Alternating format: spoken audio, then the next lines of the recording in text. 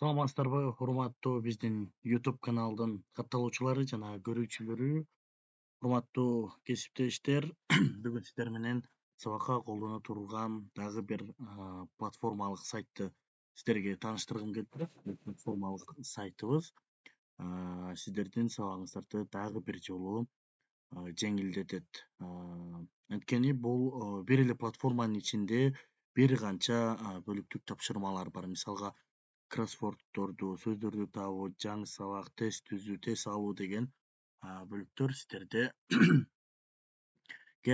ушул платформанын ичинде акысыз берилген. Андыктан экранга жакыныраак келип, биздин каналга катталып, лайк басып, комментарийге өз ой пикириңизди жаза кетиңиз. Жана ошондой эле бул видеону кесиптешиңиз менен бөлүшкөндү унутпаңыз. Анда эмесе баштайбыз. Биз алгач Google Chrome'го кирип, каалаган браузер менен издөөчү бөлүккө интерактив деп жазабыз. Интерактив деп англисче жаза турган болсок, мынакей интерактив деп жаза турган болсок, ушундай болгон интерактивный контент деп чыгат. Ошол жакты киребиз биринчисине. Киргенден кийин сизден сурайт, регистрация кылышыңыз керек. Эгерде бул жактан регистрация болгон болсоңуз, анда ошол буга чейин регистрация болгон болсоңуз, анда ошол аккаунтуңуз менен кире берсеңиз болот.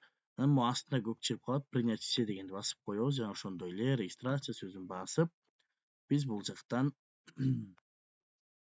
через Google аркылуу киребиз. Анткени биздин Google аккаунт бар. Эгерде сиздер Opera менүү же болбосо да башка Яндекс менен кире турган болсоңуз, электрондук адресиңизди жазасыз, пароль жазасыз и кире бересиз. Мен азыр войти через Google'ды басып, аккаунтумду тандайм өзүмдүн, караңыздар. И продолжить деп басып коем. Бул автоматтык түрдө өзү катталып баштайт. Эгерде англисче болуп аткан болсо, мышканын оң капталын басып, перевести на русский кылып койсоңуздар, автоматтык түрдө сиздердикке чыгып кала берет. Эми караңыз, бул жакта мои проекты деген жакта сиздин буга чейинки проектилериңиз, жасалган проектилериңиздин баардыгы болот. Акысыз 2023 жылы жасалган документациялар жүрөт да. Галерея шаблонов дегенге киребиз.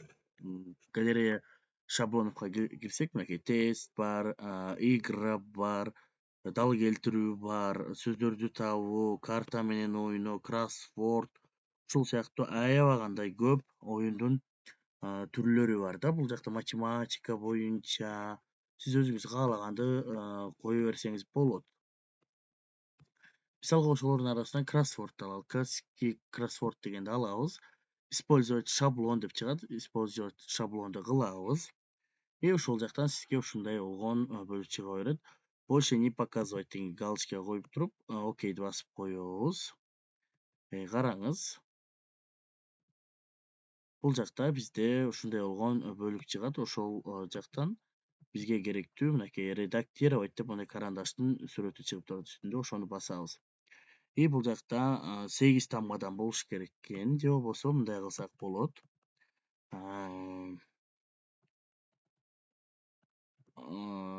Мындай кылып койсок болот. Кандай суроолорду берсек?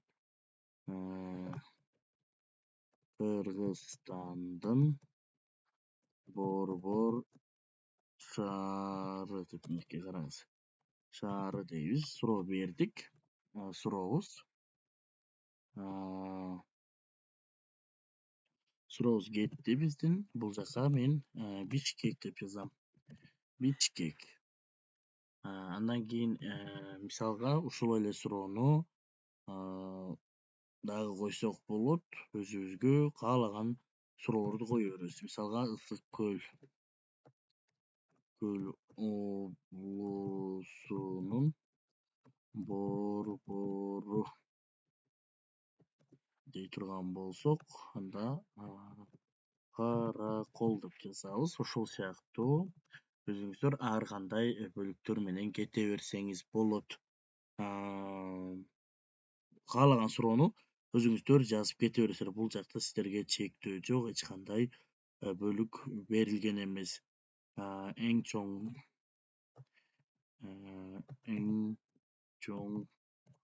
облус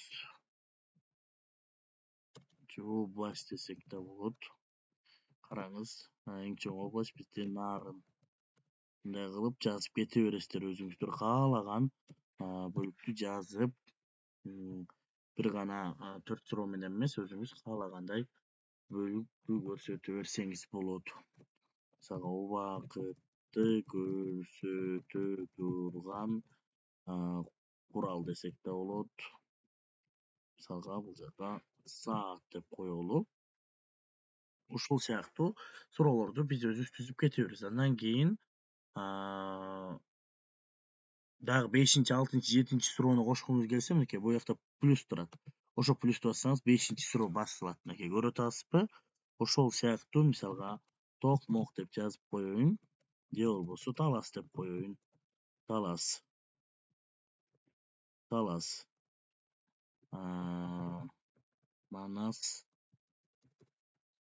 Манас боюнча сурооду Манас деп эле коеюн. Манасчылар мекени бул тоң. Манас ата күмбөзү. Күзү кайда жайгашкан деп суроо бере турган болсо, суроолорду түзүп кете беребиз. 10-15 суроо каалагандай суроону. Далее басабыз. Заголовок деген жака сиз өзүңүздүн бөлүгүңүздү жазасыз. Мисалга Кыргызстан деп коелу. Бул жака окейди басабыз. Андан кийин сөзсүз түрдө опубликовать деп басабыз. Опубликовать деп басып, копировка кылып алсак болот ссылкабызды.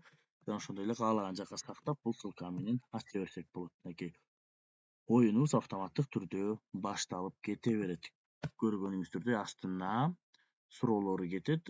Мисалга биринчи суроо Кыргызстандын Борбор шаары деген жака кирип, мен Бишкек деп жазалам. Көрдүңүзбү? Андан кийин бул жака эң чоң область 3-чү Нарын. Көрдүңүзбү? 4-чү каалагандай өзүңүз жазып кете бересиз. Талас. Көрдүңүзбү? Эми көк болбой калат, ошон үчүн туура жооп бергенде гана көк болот. Бардыгы ушул суроолордун бардыгына өзүңүз жазып кете берсеңиз болот. Андыктан урматтуу мугалимдер, бул интерактив оюну сиздер үчүн табылгыс бөлүкчүлөр. Бул жак коюлгандан кийин My Project деген мынакей ушундай болуп чыгып кала берет. Сиз каалаган убакытта кое бересиз. Галереяга кирели дагы бир жолу. Мисалга тест для класса дегенди басып, использовать шаблон. Андан кийинки бөлүк бул мисалга редактировать деп басабыз.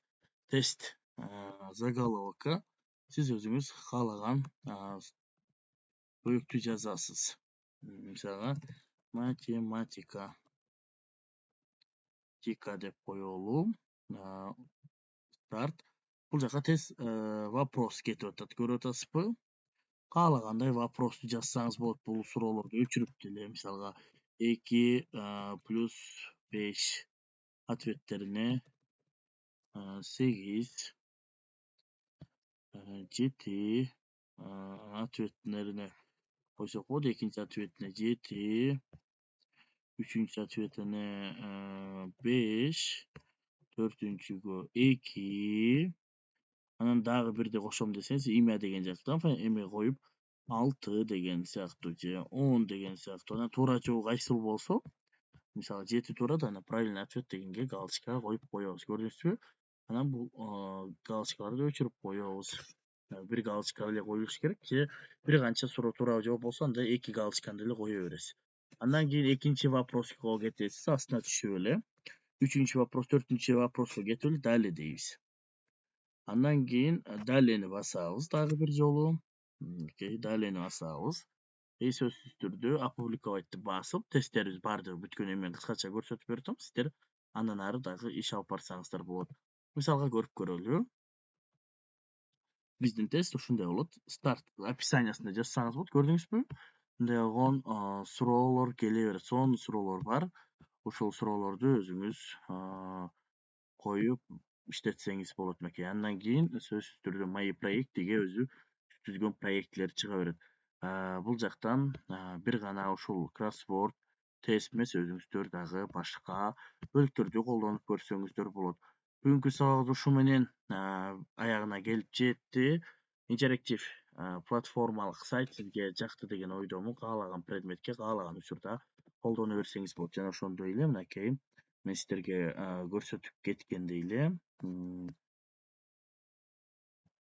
башында айтып көрсөткөндөй бул жактагы жанагы жеке шаблондук бөлүктөр эч кандай буга чейинки жасалган бөлүктөр эч кандай өчкөн эмес. Ошондуктан сиздер өзүңүздөр жасап алып эле колдоно берсеңиздер болот.